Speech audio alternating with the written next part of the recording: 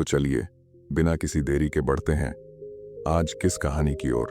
बहुत समय पहले की बात है। एक गांव में रामलाल नाम का एक व्यक्ति रहता था, जो गांव का एक साधारण किसान था। अपनी झोंपड़ी में रहता था। उसकी झोंपड़ी कच्ची दीवारों और छप्पर से ढकी हुई थी, जो हर बार बारिश में टपकती थी।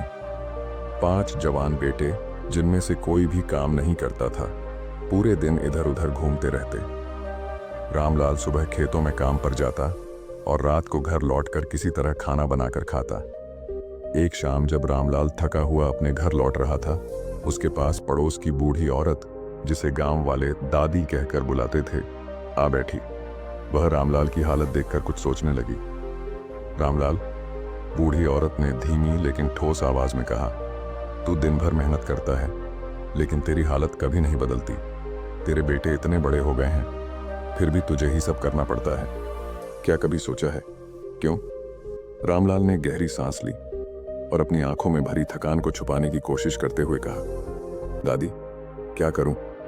मेरी किस्मत में यही लिखा है। बेटों को भी समझाया, लेकिन हमारे पास ना तो साधन है, ना ही कोई उम्मीद। दादी ने कुछ देर सोचा और फिर कहा, बेटा, तेरे 5 बेटे हैं, कम से कम किसी एक की शादी करवा दे। जब बहू घर आएगी तो शायद घर में कुछ रौनक आ जाएगी। बहू का आना घर को बांधता है, औरतें घर को संवारती हैं। शायद तुम्हारी जिंदगी में कुछ बदलाव आ जाए। रामलाल ने गहरी नजरों से दादी की ओर देखा और बोला, दादी, मेरे बड़े बेटे रवि की शादी तो 2 साल पहले ही हो गई थी, लेकिन क्या फायदा? वह ससुराल से कभी वापस ही नहीं आई। हमारे पास न तो उसे लाने का साधन था और न ही उसे रखने की व्यवस्था। घर की हालत देखती तो और ज्यादा दुखी हो जाती। दादी के चेहरे पर चिंता और सहानुभूति की झलक थी। उसने कहा, तूने कभी उसे लाने की कोशिश की? रामलाल ने सिर झुकाते हुए कहा, कैसे लाता दादी? न तो मेरे पास पैसे थे, न कपड़े, न घर का कोई सामान। क्या लेकर जाता? उसकी ससुराल वाले मेरी गरीबी का मजाक उड़ाते। दादी ने थोड़ी देर तक सोचा, फिर उसने अपनी लाठी संभाली और कहा, रामलाल, चिंता मत कर, मैं तेरी मदद करूंगी। कल सुबह रवि को मेरे पास भेज देना। मैं उसे कपड़े दूंगी और थोड़ा सामान भी। वह अपनी पत्नी को लाकर इस घर को नया जीवन दे सकता है। रामलाल की आंखों में थोड़ी उम्मीद जागी।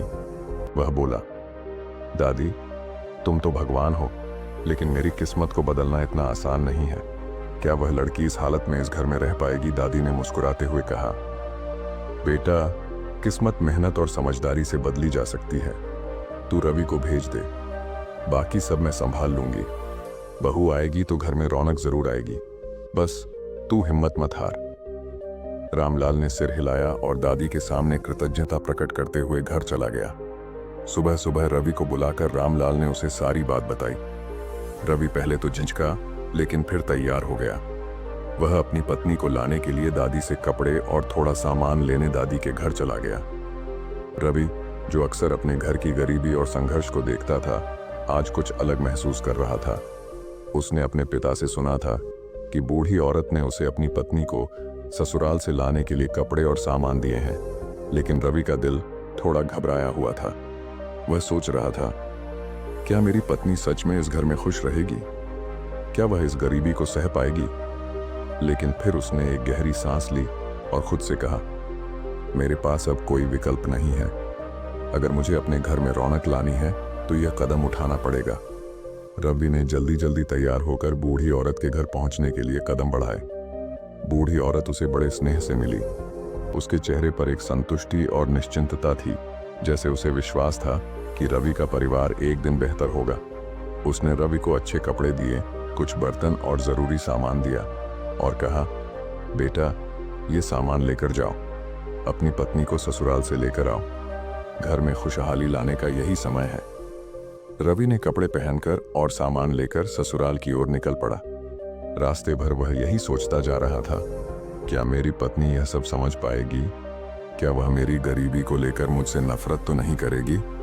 रवि की ससुराल में उसकी पत्नी का स्वागत बहुत गर्मजोशी से हुआ। ससुराल वाले उसे देखकर खुश थे, लेकिन रवि की पत्नी को यह देखकर थोड़ी हैरानी हुई कि उसके पति के साथ आए सामान में कितनी कम चीजें थीं। उसने सोचा, क्या मेरे घर वाले यह सब देखेंगे? क्या वे मेरे पति की गरीबी को लेकर हंसी उड़ाएंगे? लेकिन ससुराल वालों ने उसे मनाया और कहा, तुम वापस आई हो तो हमारा घर भी फिर से रोशन होगा। ये सामान थोड़े कम है, लेकिन हमारी खुशियां बड़ी हैं। 2 दिन ससुराल में बिताने के बाद रवि अपनी पत्नी के साथ घर लौट आया। दोनों को एक नया विश्वास मिला था, लेकिन पत्नी के मन में बहुत सारे सवाल थे। रवि की पत्नी ने घर लौटते ही देखा कि उसका घर बहुत छोटा था और ये कोई भी लड़की अपने सपनों के अनुसार नहीं चाहती। घर में कमरा भी छोटा था, रसोई भी साधारण थी, लेकिन सबसे बड़ी बात यह थी कि सब कुछ अस्त व्यस्त था। घर में कोई भी योजना नहीं थी, कोई भी व्यवस्था नहीं थी। जब रवि और उसकी पत्नी घर लौटे तो पत्नी ने देखा कि घर पूरी तरह से गंदा पड़ा था। बर्तन इधर उधर फैले हुए थे, रसोई का काम अधूरा था और बिस्तर भी अस्त व्यस्त थे। रवि और उसकी पत्नी के बीच चुप्पी छाई हुई थी। पत्नी ने सोचा, क्या यह घर मेरा है? क्या मैं यहां रह पाऊंगी? लेकिन उसने हार नहीं मानी। वह जानती थी कि घर को ठीक करना और यहां रहने के लिए कुछ ना कुछ करना जरूरी है। उसने फैसला किया कि वह अपने पति से बात करके घर की सफाई शुरू करेगी। उसने धीरे धीरे घर के हर कोने को देखा, सफाई शुरू की और रसोई में बर्तन धुलने लगी। जब रवि खेत से घर लौटा तो उसने देखा कि घर पूरी तरह से बदल चुका था। बर्तन धोकर सफाई करके घर को सुंदर और व्यवस्थित किया गया था। घर के हर कोने में एक नई ऊर्जा महसूस हो रही थी। रवि की पत्नी ने कहा, अब यह घर थोड़ा सा अपने जैसा महसूस हो रहा है। अगर हम सब मिलकर कुछ बदलाव लाएंगे तो ये घर हमें खुशहाल बना देगा।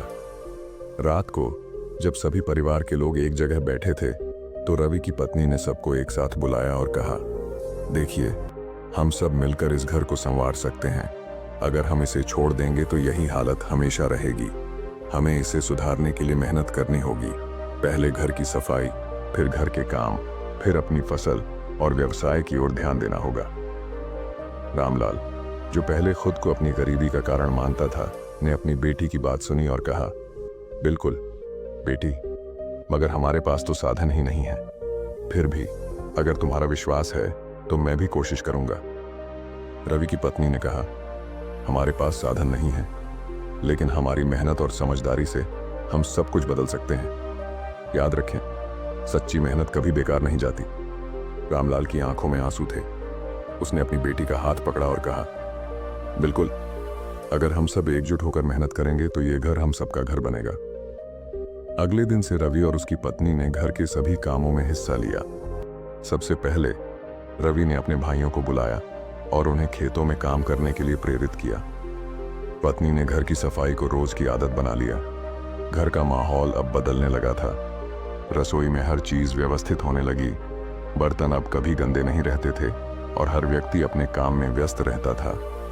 रवि की पत्नी ने खेत में नई फसल लगाने का विचार किया। कुछ समय पहले रामलाल के पास एक छोटी सी जोत थी जिसमें ज्यादा फसल नहीं उगती थी, लेकिन अब उसने अपनी पुरानी आदतें बदल ली थीं। कुछ महीनों में घर की स्थिति में बदलाव आना शुरू हुआ। पहले जहां घर में गंदगी और उदासी का माहौल था, अब वहां सफाई और खुशहाली का माहौल था।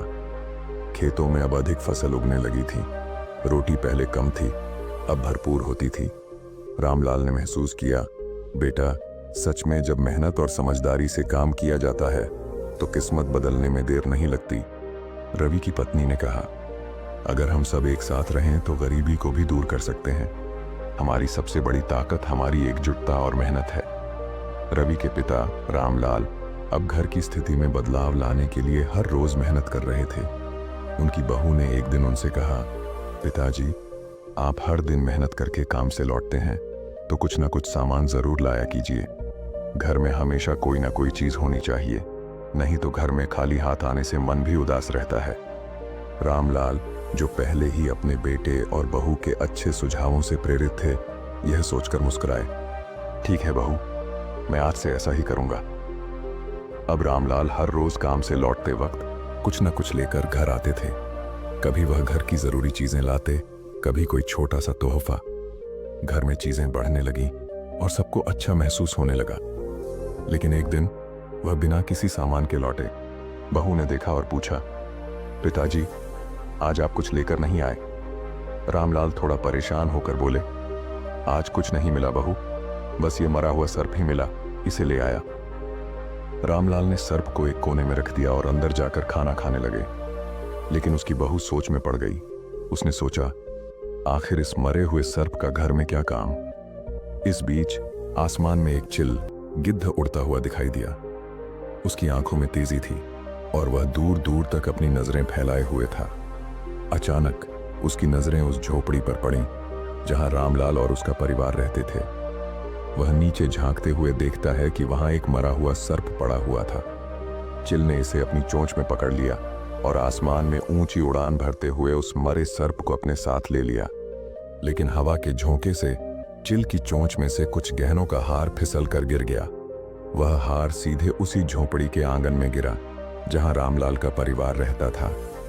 रामलाल की बहू, जो अभी भी सोच रही थी कि सर्प का क्या करें, अचानक हार को गिरते हुए देखती है। वह हैरान होकर चीख पड़ी, पिताजी, पिताजी, देखिए तो, क्या यह हार आपके घर गिरा है? रामलाल ने भी देखा और बोला, यह क्या है? यह तो कोई गहना है। वह हार सोने का था और उसके ऊपर बारीक कारीगरी से रानी के राज्य का प्रतीक बना हुआ था। बहू ने हार को उठाया और ध्यान से देखा तो समझ गई कि यह कोई साधारण हार नहीं था, बल्कि एक बहुत ही कीमती हार था। बहू ने हार को रामलाल को दिया और कहा, पिताजी, यह हार कुछ खास लग रहा है। लगता है कि यह किसी अमीर परिवार का है। क्या यह हार रानी का हो सकता है? रामलाल ने हार को ध्यान से देखा और कहा, बहू, यह हार सच में बहुत खास है। ऐसा लगता है कि यह किसी रानी का है, लेकिन यह हमारे पास कैसे आया, यह तो मुझे भी समझ नहीं आ रहा। इस हार को देखकर दोनों को समझ में आया कि कुछ विशेष होने जा रहा था। यह हार, जो एक दुर्लभ घटना के कारण उनके घर आया था, अब उनके जीवन में एक महत्वपूर्ण मोड़ ला सकता था। पिताजी, बहू ने कहा, हमें इस हार के बारे में और सोचना चाहिए। शायद यह कोई संकेत है और हम इसे रानी के पास वापस लौटा सकते हैं। रामलाल ने सोचा, अगर यह हार सच में रानी का है तो इसे वापस लौटाना हमारी इज्जत और हमारे आत्मसम्मान का सवाल होगा। हमें इस हार को वापस करने का तरीका ढूंढना होगा। अगले दिन रामलाल और उसकी बहू ने निर्णय लिया कि वे हार को रानी तक पहुंचाने का तरीका ढूंढेंगे। उन्होंने सोचा कि जब तक वे इस मामले में निपट नहीं लेते, तब तक किसी को इस हार के बारे में नहीं बताना चाहिए। लेकिन उनके पास अभी भी यह सवाल था कि हार रानी के पास कैसे पहुंचेगा। क्या इस हार का कोई गहरा राज छिपा था? क्या यह हार उनके लिए एक नई शुरुआत का संकेत था? यह सब सवाल अब रामलाल और उसकी बहू के मन में घूम रहे थे, लेकिन वे जानने के लिए तैयार थे कि इस हार के माध्यम से उनका जीवन कैसे बदलने वाला है। अब कहानी एक नए मोड़ पर पहुंच चुकी थी। रामलाल के घर में बदलाव आ चुका था, लेकिन उस बदलाव के पीछे उसकी बहू की चतुराई और सोच का हाथ था। एक दिन बहू ने अपने ससुर से कहा, पिताजी, अब मैं आपको एक योजना बताऊंगी जिसे लागू करने से हम पूरी तरह से बदल सकते हैं। रामलाल ने उत्सुकता से कहा, क्या योजना है बहू? बहू मुस्कुराई और बोली, आपको अब साधु का वेश बनाकर राजा के महल जाना होगा। वहां जाकर राजा से बात करें, क्योंकि मुझे लगता है कि वही हार जो हमारे घर आया है वह राजा के खानदान का है। वह हार उसकी बहुमूल्य धरोहर है और हमें उसे वापस करने का तरीका ढूंढना होगा। रामलाल हैरान होकर बोले, यह तो एक नया विचार है बहू, लेकिन आप सोचें, ऐसा कैसे होगा? अगले दिन रामलाल ने बहू की बातों को गंभीरता से लिया और साधु का वेश बनाकर महल की ओर निकल पड़े। रास्ते में वह सोच रहे थे कि यह योजना कैसी काम करेगी। वह महल पहुंचे और राजा से मिले।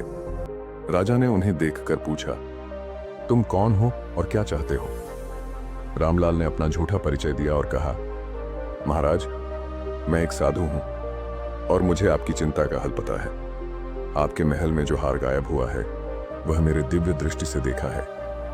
राजा हैरान होकर बोले, तुम सच कह रहे हो तो यह बता कि वह हार कहाँ है? रामलाल ने बिना हिचकिचाए कहा, महाराज, वह हार आपके ही महल के पीछे है। एक चिल ने उसे उड़ा लिया था और वह आपको वापस मिलेगा, लेकिन उसके लिए आपको एक योजना लागू करनी होगी। राजा चौंकते हुए पूछा, क्या योजना है? रामलाल ने कहा, आप महल के पीछे के सैनिकों को हटा दीजिए। अगर आप ऐसा करेंगे तो कल वह हार आपको वापस मिल जाएगा। राजा ने सोचा, अगर यह साधु सच बोल रहा है तो यह मेरे लिए फायदेमंद होगा।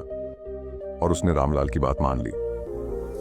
अगले दिन रामलाल और राजा महल के पीछे गए, जहां वह हार छुपा हुआ था। जैसे ही राजा ने देखा, वह हार सचमुच वहीं पड़ा था। राजा बहुत खुश हुआ और रामलाल से कहा, तुमने मेरा बहुत बड़ा नुकसान बचाया। अब तुम्हें जो चाहिए वह मुझसे मांग लो। रामलाल ने कहा, महाराज, मुझे कुछ नहीं चाहिए, बस मैं आपको एक सलाह देना चाहता हूं। इस साल धनतेरस के दिन राज्य में किसी के घर दिया नहीं जलना चाहिए, सिवाय मेरे घर के। राजा चौंकते हुए बोला, क्या? ये तो बड़ी अजीब बात है साधु। क्या तुम मेरी बात का मजाक उड़ा रहे हो? रामलाल ने शांत रहते हुए कहा, महाराज, यह बहुत महत्वपूर्ण है। अगर आप यह वचन पूरा करेंगे तो राज्य में कोई बड़ा संकट नहीं आएगा। राजा ने सोचा, जो वह कह रहे हैं वह सच हो सकता है, इसलिए मैं उनकी बात मानता हूं। राजा ने पूरे राज्य में घोषणा कर दी कि धनतेरस के दिन किसी के घर दिया नहीं जलना चाहिए, सिवाय रामलाल के घर के। धनतेरस की रात पूरे राज्य में अंधेरा था, क्योंकि किसी के घर दीपक नहीं जल रहे थे। लक्ष्मी माता, जो हमेशा धन और समृद्धि की देवी मानी जाती हैं, देख रही थी। जैसे ही वह राज्य में अंधेरा देखती हैं, वह वापस जाने लगती हैं। लेकिन अचानक उल्लू की नजर रामलाल के घर पर पड़ी। वहां एक दीपक जल रहा था। उल्लू ने देखा कि लक्ष्मी माता उसी घर में निवास कर रही थीं। वह घर अब धन और सुख से भर गया था। लक्ष्मी माता ने रामलाल के घर को आशीर्वाद दिया और उसे समृद्धि से भर दिया। उसी रात रामलाल का घर एक झोपड़ी से बदलकर एक आलीशान महल बन गया। अगले दिन रामलाल और उनका परिवार यह देखकर चौंक गए कि उनका घर पहले जैसा नहीं था। वह सब कुछ नया और चमचमाता हुआ था। रामलाल ने बहू से कहा, यह सब तुम्हारी चतुराई का ही परिणाम है बहू। तुमने सही दिशा में काम किया और अब हमारी स्थिति बदल गई है। बहू मुस्कुराई और बोली, पिताजी, अब आप राजा के पास जाइए और उनसे कहिए कि राजा जी, माफ कीजिए, मैंने यह सब सोच समझ कर किया था। हमारे राज्य में एक बड़ी घटना होने वाली थी, लेकिन आपकी कृपा से वह टल गई। रामलाल ने सोचा, बहू ने सही कहा, मुझे राजा के पास जाकर अपनी बात रखनी चाहिए। जब रामलाल राजा के पास गए और यह कहा तो राजा खुश हो गए।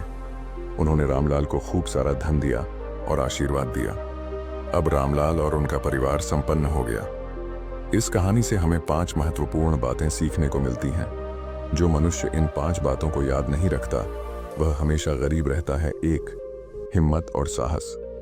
जो व्यक्ति अपनी मेहनत और साहस से काम करता है, वह कभी भी गरीबी में नहीं रहता। 2, बुद्धि और सोच। बिना सोचे समझे काम करने से हमेशा नुकसान होता है। बुद्धि और विवेक से किया गया काम हमेशा सफल होता है।